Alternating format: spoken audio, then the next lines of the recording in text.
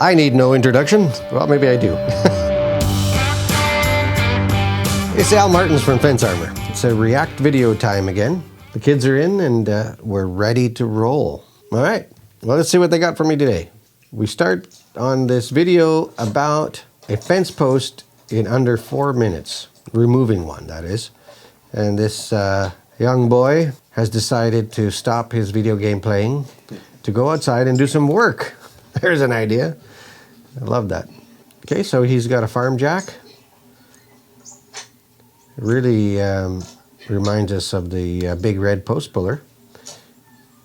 Now, I might have put a piece of wood under the base to give it just a little more stability, I would say. But he's wrapped the chain perfectly around that post. I think that jack is heavier than he is. Picking up the slack there. And look at the bull. That Scottish hairy bull. Are we in Scotland? Hard to tell. Come on, you can do it. There you go. Like with anything else, once you break the seal, it'll come up easy. The bull's not really sure about this. There it is. Come on. Nice. There you go. Obviously, there's no concrete ball on that. Would have been a lot tougher. Farm jacks really do a great job, and yeah, if you have the big red post puller frame attached to the bottom, it's even easier. And it just goes to show that you don't need to be muscle bound. You just let the jack do the work. There's no concrete ball that he's got to lift up. It's just the post, and the farm jack I think would work just fine. Great application, and nice to see a young man actually doing some work. All right, that's a nice video. All right, so here we have a broken post on a fence, and this repair is really sped up quickly. What we didn't see is the concrete ball being removed from the wood post that was there. I'm not sure if there was one. We have a condition where the post failed, looks like a 4x4. The panels are obviously still useful, although they might need a little cleaning and staining, but that's a different video. There's a section here that's missing. We don't know if he pulled out a concrete ball or not, but then he's used the Schedule 40 pipe and just pounded it in the ground and then fastened it, the panels back to it. So it's a great way to fix it for sure. That Schedule 40 pipe's not going to fail. But what would be nice, just to marry up the look, would be to clad that Schedule 40 pipe in 1x material. We're going to show a video where April Wilkerson is doing this, and she did a great job. In fact, she replaced all the posts.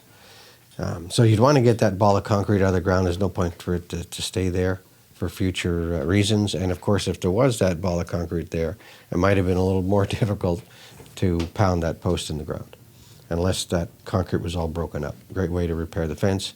Now we're going to talk about weed whacking chain link fences. And this gentleman here does a pretty good job with it.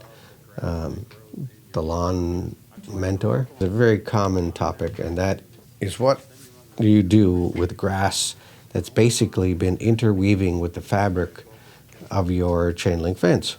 Now, of course, we have got Trimbuster, which is an excellent solution, and we also have Easy Trim, which is an excellent solution to avoid exactly what's happened here. And it looks horrific, and it's terrible on the trimmer filament, so you're going to go through a lot of filament if you're trying to do that. And of course, that's just a regular galvanized fence, but if you had a black galvanized fence, so the fabric is actually covered in a black plastic, well, it would be chewing that all up as well. So you can imagine, you know, how ugly that's going to look. So the best thing to do is to start early and prevent this from happening at all. But what the mentor here has done is an interesting idea, and you'll see how he flips the trimmer up on its side so it runs normal to the travel of the fabric. It digs into the ground a little bit, but it's certainly better than what it looks like there. And to try to fix this now and put the easy trim or Trimbuster underneath, it's just so much work.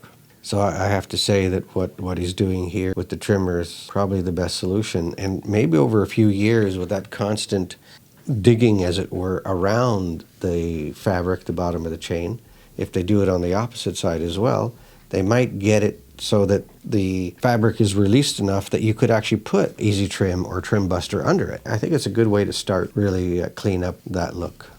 This one here is interesting, grass prevention under fences. Similar to what we're talking about in the case of easy trim, they've done is put some plastic underneath the panels. Now, it doesn't really solve the problem with the posts. However, fence company who put in this post put in the concrete all the way up to the ground. That's not appropriate. Normally, you want to have the concrete sitting 6 to 8 inches below the ground so it stays hidden and it's warmer under there. It doesn't heave and crack as easily. He's got this rubber border that he stuck underneath there. It's very thin, but it will do the trick to some degree. Easy trim would be a better solution for that for sure. Yeah, it seemed to be like 2 inches wide, whereas easy trim is 8 inches wide. So you're going to get far more coverage there. And if you do have robotic mowers, having that trim will delineate the optics on the mower so that it stops when it goes up to that. Okay, so we've got weed eater around vinyl and this handy dandy Andy. It's good. Handy dandy Andy. And he's got a good pointer here with adjusting the trimmer speed to be able to get into the nested grass that's lying, we'll say, on either side of the post, depending which way you're traveling. If you're going too quickly, it'll always have that extra stubble of grass in that corner.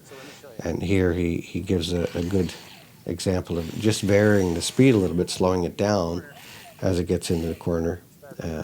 Of course, this is where you want to have fence armor so you don't damage that post at all. And we have our Demis, which are specifically designed for exactly that application. So the fence armor Demi, and the Demi now comes in a 3-inch high and a 6-inch high version. All right, thanks for watching, guys. Please check out our other videos. We're excited to have you as part of our audience.